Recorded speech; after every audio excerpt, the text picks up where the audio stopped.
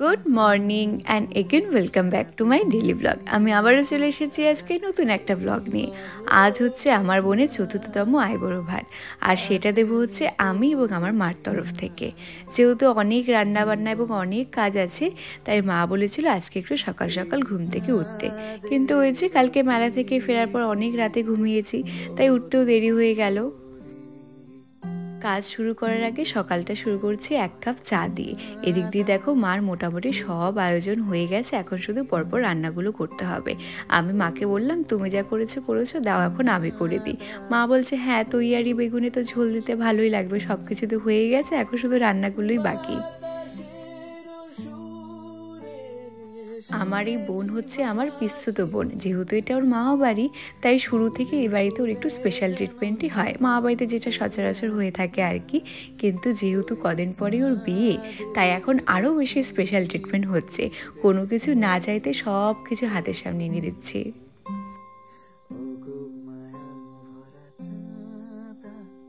কালকে রাত্রি থেকে হঠাৎ করে ওয়েদারটা এত বাজে করেছে, মনে হচ্ছে দেখে যেন এই ঝড় নামবে। সকালে উঠে দেখছি সূর্য মামারও দেখা নেই, তাই এক বিন্দু রোদেরও দেখা নেই। চারিপাশটা দেখো একদম অন্ধকার হয়ে আছে। আমি আর আমার দিদির মধ্যে, যেহেতু আমি ছোট, তাই ছোটবেলা থেকে আমার দিদির সাথে আমি মারপিট কখনোই করতে পারতাম না। যেহেতু আমার থেকে বড়, তাই ওকে আমি মারতে পারতাম না, শুধু নিজেই মার খেতাম। কিন্তু যে মারপিট করার শখটা আমার ছিল বোনদেরকে মারার, সেটা আমি ওর সাথে পূরণ করেছি। দুদিন পরে মেয়েটার বিয়ে, তবুও এখনও আমি ওকে কথায় কথায় মারি। চা খাওয়া শেষ, চলে আসলাম রান্নাঘরে। প্রথম যে রান্নাটা করব তার জন্য চিকেনটাকে একটু ম্যারিনেট করতে হবে, তাই এটাকে একটু ম্যারিনেট করে নিচ্ছি। আর আজকে না সব রান্নার রেসিপি তোমাদের সাথে ভালো করে শেয়ার করতে পারবো না, তার কারণ এমনিতে ঘুম থেকে উঠেছে বলে মা রেগে আছে। আর এখন যদি রান্না করার সময় হাতে ফোন নিয়ে সব রান্নার ভিডিও করি, তাহলে মা আরও রেগে যাবে। আমি তো কখনোই চিংড়ি মাছ ছাড়া অন্য মাছ খেতেও ভালোবাসি না, রান্না করতেও ভালোবাসি না। তাই মা বললো মাছের আইটেমগুলো আমি করছি, বাদবাকি অন্য আইটেমগুলো তুই রান্না কর। আর আজকে ঠাম্মাকে বলেছে আমাদের এখানে ভাত খেতে। আর যেহেতু ঠাম্মার আজকে রান্নার কাজ নেই, তাই সকালবেলা ঠাম্মা মাকে অনেক সাহায্য করেছে, সবজিগুলো কেটে দিয়েছে, আরও হাতে হাতে অনেক কাজ করে দিয়েছে। ঠাম্মা ছিল বলেই রক্ষা আমি এতক্ষণ ঘুমোতে পেরেছি, নয়তো আমার মা রেগে গিয়ে হয়তো আমার ঘুমন্ত বিছানার উপরে ঠান্ডা জল ঢেলে দিত। আমি সবার প্রথমে একটু চিকেন ড্রাই ফ্রাই বানাচ্ছি। চিকেনটা তো দেখলেই ম্যারিনেট করে নিয়েছিলাম, ওটাকে প্রথমে ফ্রাই করে নিলাম। তারপর সাইডে একটু রসুন, পেঁয়াজ এগুলোকে একটু হালকা করে সতে করে নেব। ক্যাপসিকামও দেওয়া যেতে পারে, আমার ঘরে ক্যাপসিকাম ছিল না, ব্রকলি ছিল, তাই ব্রকলিটাকে দিয়ে দিলাম। সবজিগুলো একটু ভাজা ভাজা হয়ে গেলে এখন আমি এখানে একটু এক্সট্রা ফ্লেভার অ্যাড করব। তার জন্য এখানে আমি প্রথমেই নিয়ে নিচ্ছি হচ্ছে একটু বাটার, তারপরে তার মধ্যে অ্যাড করব হচ্ছে গার্লিক। আমি এখানে গার্লিক পাউডার ইউজ করছি। এই বাটারের সাথে গার্লিক মিক্সড হয়ে যে ফ্লেভারটা অ্যাড হয়, এরকম ধরনের খাবারগুলোকে আরও মুখরোচক করে ফেলে। এই রান্নাটা খুব দ্রুত হয়ে গেল, সবশেষে আমি একটু ধনেপাতা অ্যাড করে নামিয়ে নেব। মা আমাকে হাতের সামনে সব কিছু গুছিয়ে দিচ্ছে, আর আমি শুধু রান্নাগুলো করছি।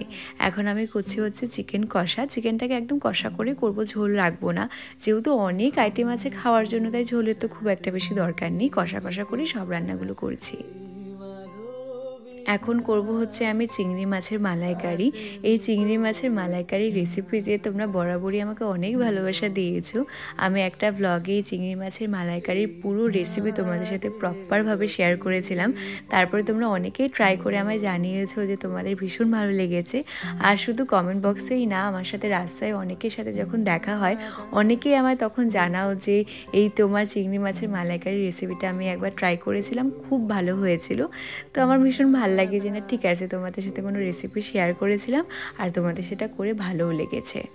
একদিক দিয়ে আমি চিংড়ি মাছের মালাইকারি করছি, আরেক দিক দিয়ে মা বাটা মাছটা বসিয়ে দিল, যেটা ধনেপাতা দিয়ে করবে। এই নতুন রান্নাঘরে প্রথম যে আমরা এত কিছু একবারে রান্না করছি।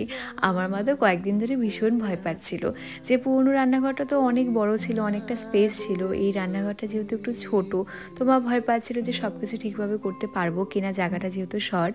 কিন্তু এখন দেখতে পাচ্ছি না, সব কিছু ভালোভাবেই হয়ে যাচ্ছে।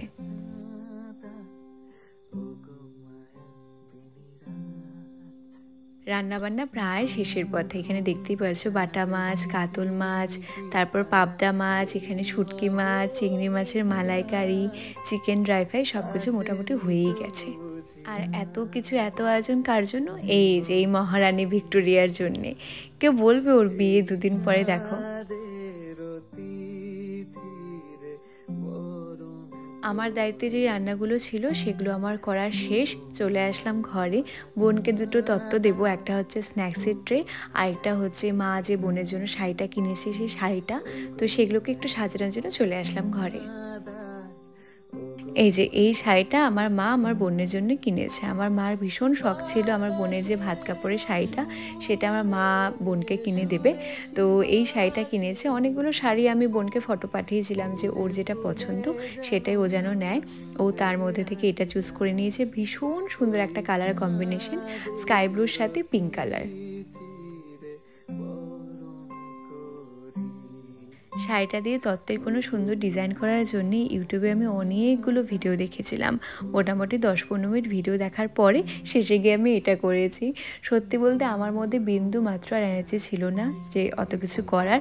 আর তার উপরে নতুন শাড়িটাতে যদি ভাঁজ পড়ে যায় তার জন্য আমি আরও বেশি কিছু করিনি। এই তো আমার 2টো তত্ত্ব রেডি হয়ে গেছে। আর আমি যে গিফটটা বোনকে দেবো সেটা তোমরা একটু পরে দেখতেই পাবে। এই কনকনে শীতেও যে আমার স্নান করতে হবে সেটার প্রস্তুতি নিতেই মোটামুটি আমার 20-25 মিনিট লেগেছিল। অনেকক্ষণ বসে থাকার পর এই তো স্নান করে আসলাম। আমার এই ছোট্ট বোনটাকে ছোটোবেলা থেকে আমি ভীষণ ভালোবাসি। আর আমি ওকে যতটা না ভালোবাসি তার থেকে 10 গুণ বেশি ও আমাকে ভালোবাসে। ও যখনই মা বাড়িতে আসে, মানে আমাদের বাড়িতে আসে, বাড়িতে যতই লোক থাকুক না কেন, যতই অসুবিধা হোক না কেন, যত খারাপ সিচুয়েশনই হোক না কেন, ও আমার সাথেই ঘুমোবে। মানে আমি যদি খাটের নিচে গিয়েও ঘুমোই, ও যেন আমার সাথে সেখানে গিয়েই ঘুমোবে। বিয়ের আগে এটাই ও শেষবার যে ও মা বাড়িতে এসে আমার সাথে ঘুমোচ্ছে। আমার তো ভাবতেই যেন কেমন লাগছে যে 2 দিন পরে আমার এই ছোট্ট বোনটার বিয়ে।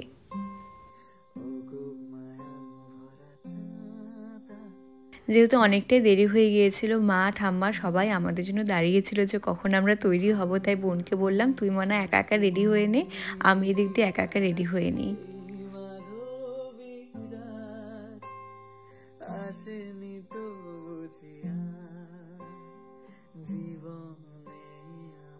দুদিন আগে গলার হারটা আমি রিসিভ করেছি একটা ব্র্যান্ডের পেজের তরফ থেকে। খুব সুন্দর মালাটা, তাই ভাবলাম আজকে পরে নিই। কোন ব্র্যান্ড থেকে নিয়েছি তাদের পেজ কিন্তু আমি কমেন্ট বক্সে ট্যাগ করে দেবো, সেখানে দেখে নিতে পারবে। এই দেখো বোনও একা একা তৈরি হয়ে গেছে। মেকআপটা ঠিকভাবে করতে পারিনি, ফেসটা একটু সাদা হয়ে আছে জানি, বাট ঠিক আছে, কোনো ব্যাপার না। আমার মেকআপ স্টুডিওতেই আমার বোনকে আইবুড়ো ভাত দেবো।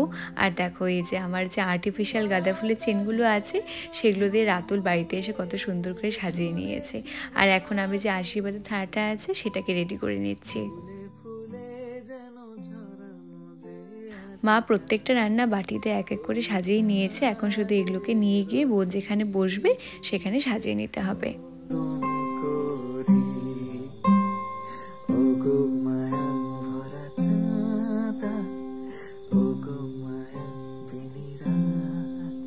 আইবুড়ো ভাতের জন্য ছোট একটা বেন্টো কেকও বানিয়ে এনেছি। কি কিউট না কেকটা। আর এই তো এখানে সব খাবারগুলো সাজিয়ে দিয়েছি। শুটকি মাছ দিয়ে লাউ পাতার বড়া থেকে শুরু করে যা কিছু বোন খেতে ভালোবাসে সব কিছুই করার চেষ্টা করেছি।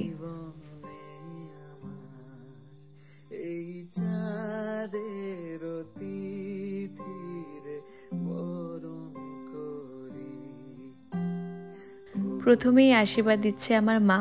আর আমার মা এখানে যে ঠিক কীভাবে নিজের কান্নাটাকে কন্ট্রোল করেছিল সেটা মার ফেস থেকে শুধুমাত্র আমিই বুঝতে পারছি। তার কারণ আমার মা আমার এই বোনকে ভীষণ ভালোবাসে। আর শুধুমাত্র আমার মাই না, আমার বোনও কিন্তু আমার মার সাথে খুব ভালোভাবে কানেক্ট। কারণ আমার বোন যখন জন্ম হয়েছিল আমার মাই ওকে সবার প্রথমে কোলে নিয়েছিল। আর এটার জন্যে আমার বোন সবসময় বলে যে বড় মামি আমাকে সবার প্রথমে কোলে নিয়েছে বলেই হয়তো আমি বড় মামিকে এত ভালোবাসি।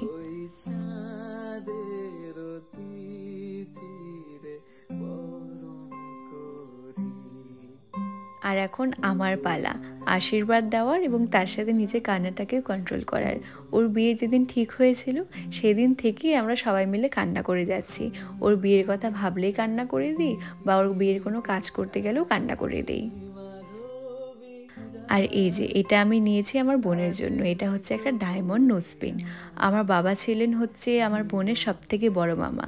আজকে আমার বাবা যদি বেঁচে থাকতেন তাহলে হয়তো আমার বোন আমার বাবার কাছে আবদার করতো যে বড় মামা আমাকে এটা কিনে দাও আমার বিয়ের জন্য।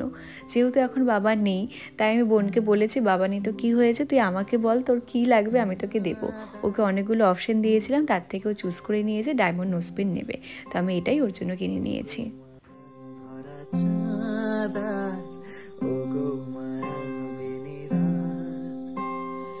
আমার এই আদরের বোনটাকে তোমরা সবাই আশীর্বাদ করো, ও যেন বিয়ের পরে সুখে শান্তিতে সংসার করতে পারে।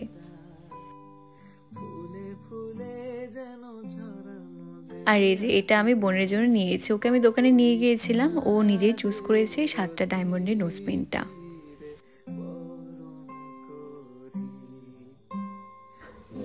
ভালো করে সংসার করিস। ওকে বিয়ের আগে ঠিক যতটা স্পেশাল ফিল করানো যায় আমি ঠিক ততটাই স্পেশাল ফিল করানোর চেষ্টা করেছি। তো এই ছিল আমার বোনের বিয়ের আইবুড়ো ভাতের ছোট্ট একটা আয়োজন, তার সাথে ছোট্ট একটা ব্লগ। আশা করছি ভিডিওর মধ্যে সবার অনেক অনেক ভালো লেগেছে। দেখা হবে তোমাদের সাথে অন্য কোনো সুন্দর একটা ভিডিওতে। ততক্ষণের জন্য সবাইকে টাটা, বাই।